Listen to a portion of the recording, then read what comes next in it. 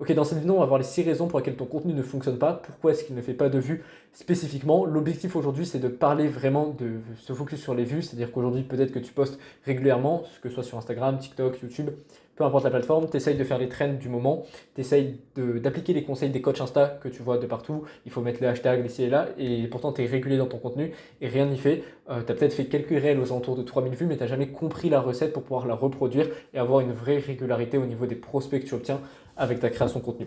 L'objectif de cette vidéo, du coup, c'est vraiment parler de spécifiquement les vues. Si tu veux avoir une vidéo plus focus sur la stratégie globale de comment convertir les vues, bah, tu peux aller voir notamment la vidéo que j'ai faite la semaine dernière, durant environ un quart d'heure. Je t'explique qu'est-ce que c'est en fait le processus d'obtenir des clients avec de la création de contenu. C'est-à-dire première étape, attirer, ensuite qualifier et enfin convertir. Et bien évidemment, si tu n'as pas la première étape qui est attirer, ce qui va être le sujet de cette vidéo, bah, tu ne peux pas faire la suite. Ok. Juste avant de commencer cette vidéo, je tiens à montrer mes preuves un petit peu en avant. Cet hiver, j'ai fait du contenu plus top of funnel sur YouTube. Là, je me focus vraiment valeur. C'est-à-dire que les gens qui regardent mon contenu YouTube, je sais que c'est des gens que je vais éduquer. J'ai fait du contenu top of funnel qui allait quasiment taper les 5000 vues sur celle-ci, quasiment 4000 vues celle-ci, un peu plus de 3000 vues. Donc tout ça pour te dire que si je veux faire des vues, je sais faire. C'est quelque chose que je maîtrise. Sur Instagram, j'ai commencé à poster il y a un peu moins d'une semaine, en même pas 5 jours de contenu. J'ai fait une vidéo qui allait taper les 30 000 vues, même plus que ça. C'est juste que le compte a été banni. La vidéo, elle était à 35 000 vues quand ça a été banni.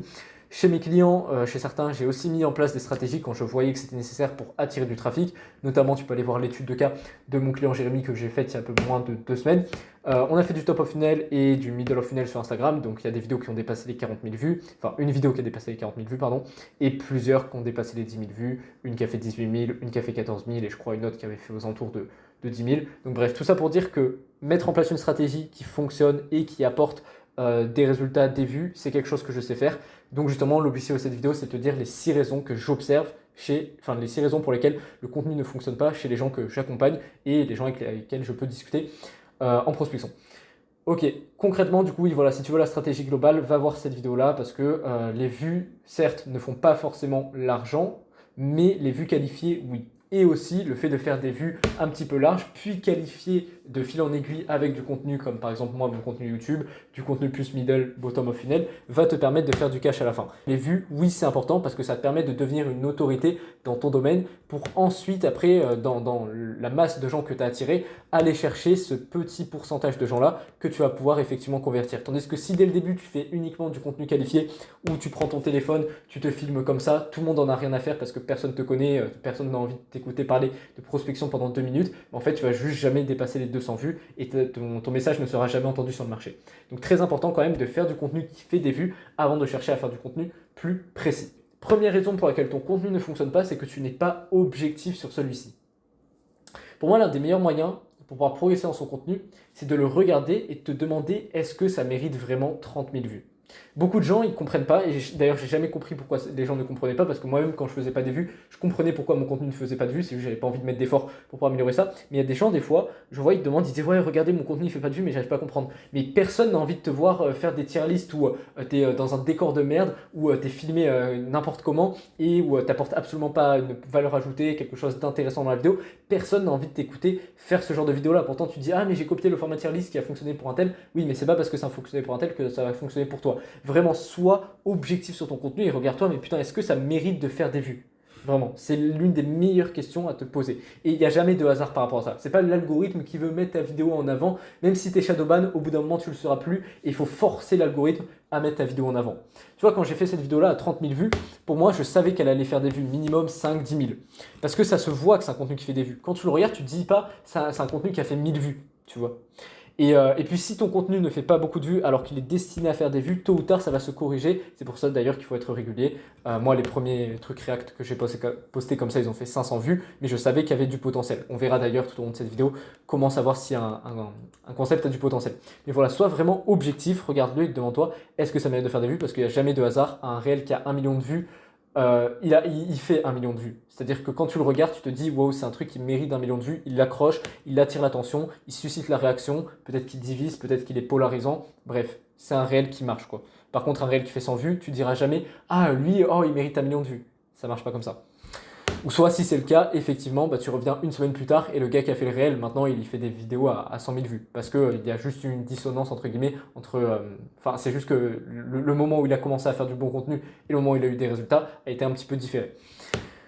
Ok, donc voilà vraiment, première étape, regarde la différence entre ton contenu et un contenu qui perce, qui est même thématique que toi, même genre de niche et tout, et juste note les différences. Première étape, vraiment l'une des choses les plus simples à actionner aujourd'hui.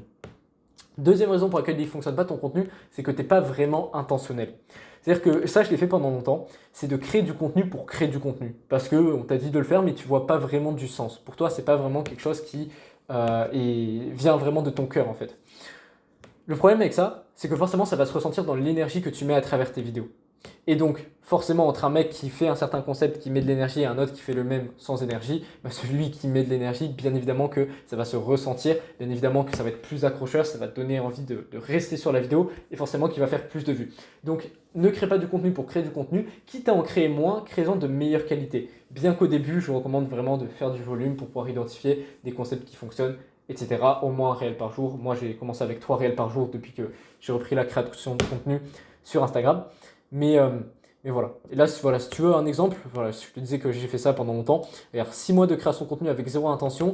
J'avais fait max 500 vues. Bon, mon compte il a été banni, donc je ne peux pas aller voir l'historique de tout ce que j'avais posté.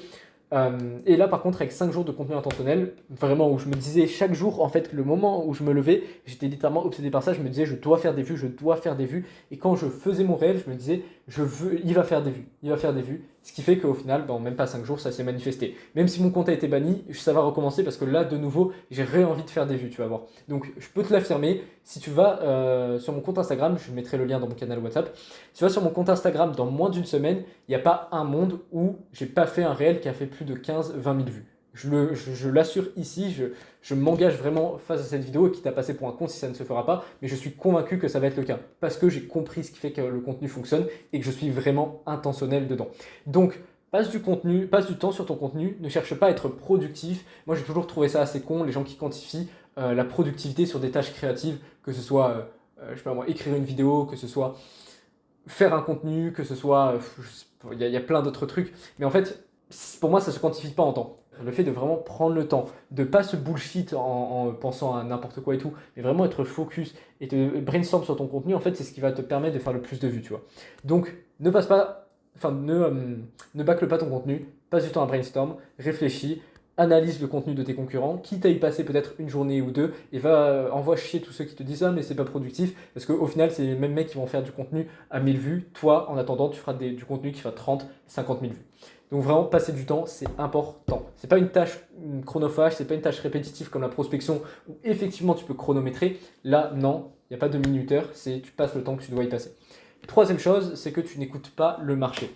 Ça rejoint un petit peu le fait de ne pas être objectif. C'est-à-dire que si tu n'es pas objectif, par définition, tu n'écoutes pas le marché parce que tu ne regardes pas la différence. Enfin bref, je vais t'expliquer entre ton contenu qui ne fait pas de vues et le contenu qui fait des vues. Concrètement, l'une des règles les plus simples que je peux t'expliquer, c'est que si ton réel il est en dessous de 500 vues, c'est parce que la forme elle est gaze et le concept il est gaze. Le concept, par exemple pour du React, ça pourrait être le concept de React.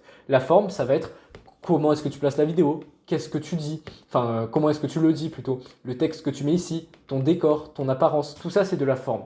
Si tu fais moins de 500 vues, c'est le concept plus la forme qui sont complètement gaze. Donc ça, on banne. C'est-à-dire que même en améliorant la forme, c'est-à-dire en améliorant au maximum tout ce que je t'ai expliqué là, image, montage, etc., en fait, il ira jamais chercher plus de 5 à 10 000 vues ton réel. Donc c'est pas un gros potentiel, tu vois.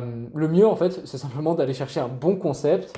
Par contre, la forme, elle ne sera pas forcément bonne. Ce qui arrivera dans 90% des cas, étant donné que si c'est la première fois que tu fais un réel, un certain concept, tu ne peux pas avoir connaissance de ce qui fait que le marché va l'apprécier. Ou soit tu dois avoir une méga expertise dans la création de contenu. Et pour 99% des gens qui regarderont cette vidéo, non, vous ne saurez pas si vous ne pourrez pas faire un contenu, un bon concept avec une hyper bonne forme dès le premier réel. Donc ce qui va arriver dans la plupart des cas, c'est que avec un bon nouveau concept, la vidéo va faire entre 500 et 1500 vues.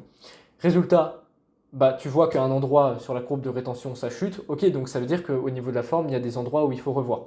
Aussi, pourquoi pas un petit peu au niveau du fond.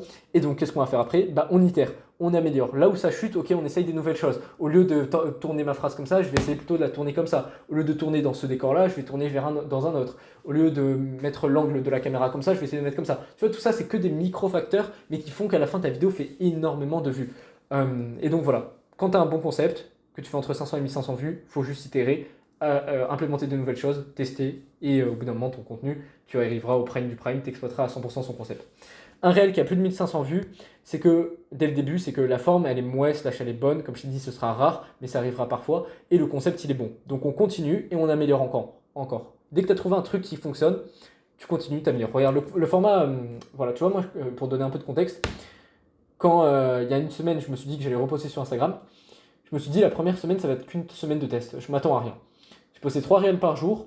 Après 3 jours, j'avais déjà une idée du contenu qui pourrait le mieux fonctionner. J'ai fait du contenu un peu plus en mode schéma Miro, je fais du contenu en mode tier list, j'ai fait du contenu en mode où je parlais à la caméra, genre ça, vs ça.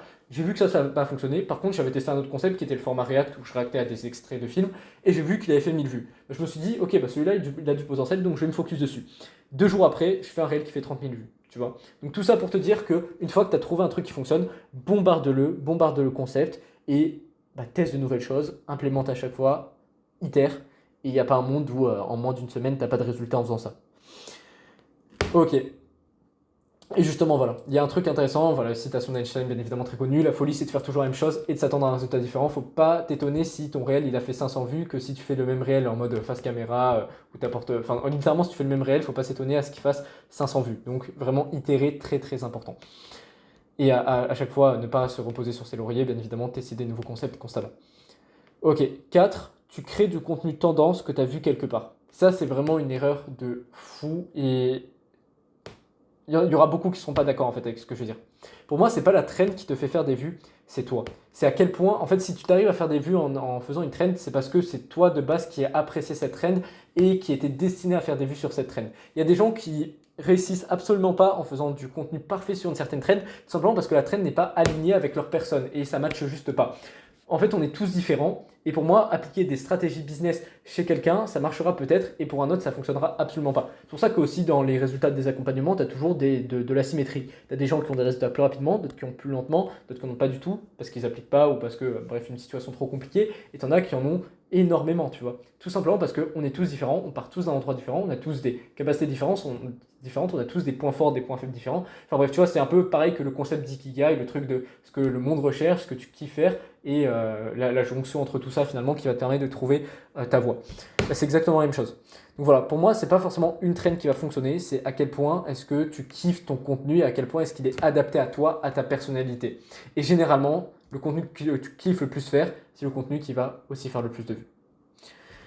Si tu penses qu'il te faut une meilleure stratégie, c'est vraiment un truc de singe de penser ça. Les stratégies, ça fait absolument, pour moi, ça fait vraiment 5-10% du truc. Genre, si tu veux savoir c'est quoi les stratégies de création de contenu, va voir ma dernière, la vidéo vers laquelle je te recommande, que je te recommande là il y a 5 jours, que j'ai posté. En réalité, tu n'as pas besoin de stratégie pour réussir avec le contenu, tu as besoin de compétences. Par exemple, si tu fais du contenu storytelling, tu as besoin de savoir bien scripter tes vidéos, tu as besoin de savoir monter, etc. Donc pour ça, tu te fais coacher, tu peux tester aussi. Enfin, normalement, ton coach te fait tester, etc. etc. Tu as besoin d'être intentionnel, comme ce que je t'ai expliqué tout à l'heure, de régularité et de kiffer surtout.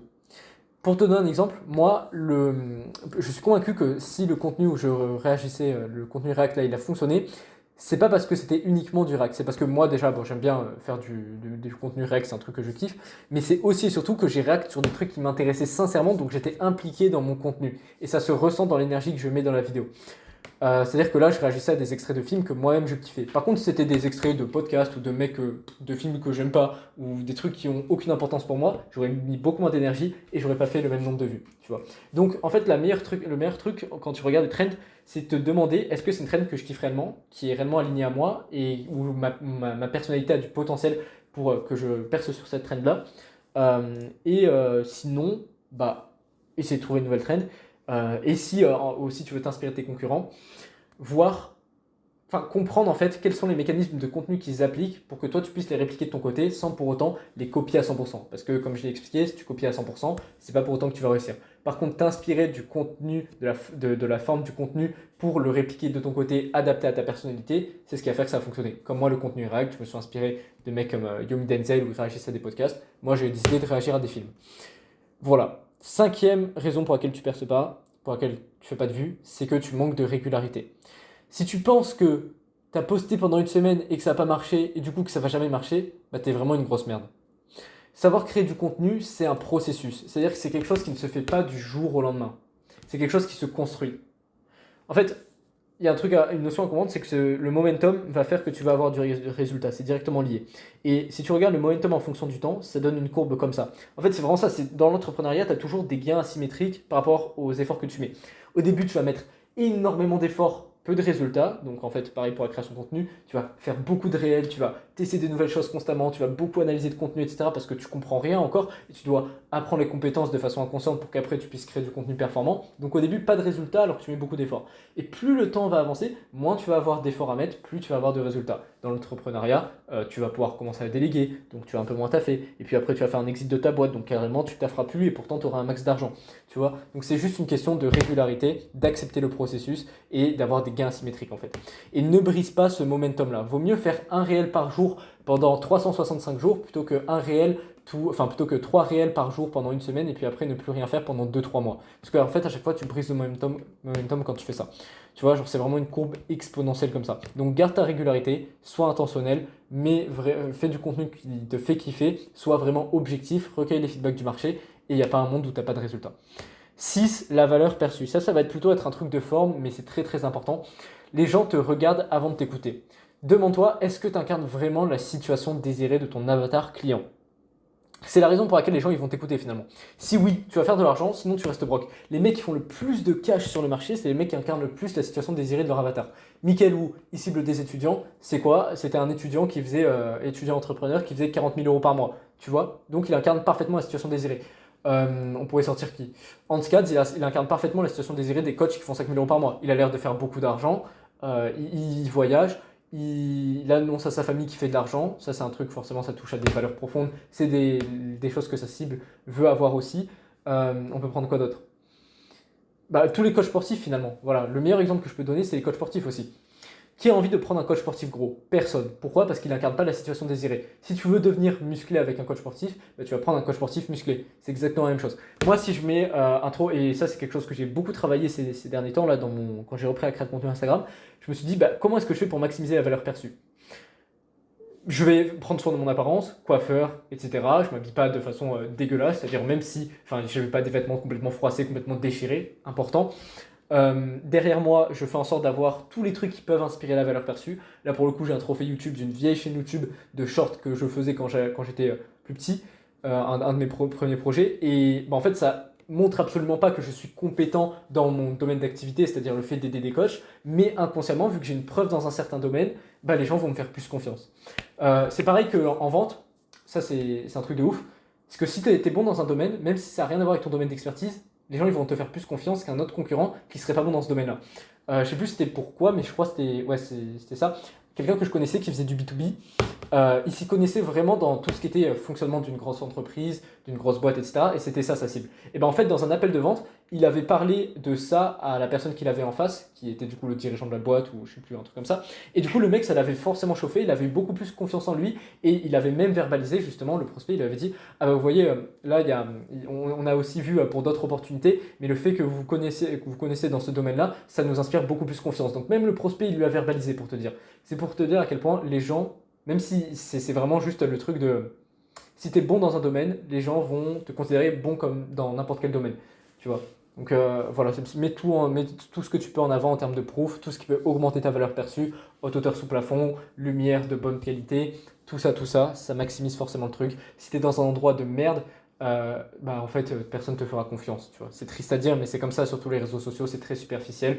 On dit l'habit ne fait pas le moine, ce qui est en soi pas forcément faux, mais sur les réseaux sociaux, les gens considèrent que oui, en tout cas même inconsciemment, tu vois. Il y a un truc, je discutais de ça avec mon mentor hier, il me disait que le moment où il avait fait le plus de cash, où il avait fait des mois à 40 000 et tout, un mois à 40 000, c'était le moment où il était à Bali. Et donc en fait, il faisait des vidéos YouTube où il était juste en Asie, il était dans des hôtels, des trucs comme ça.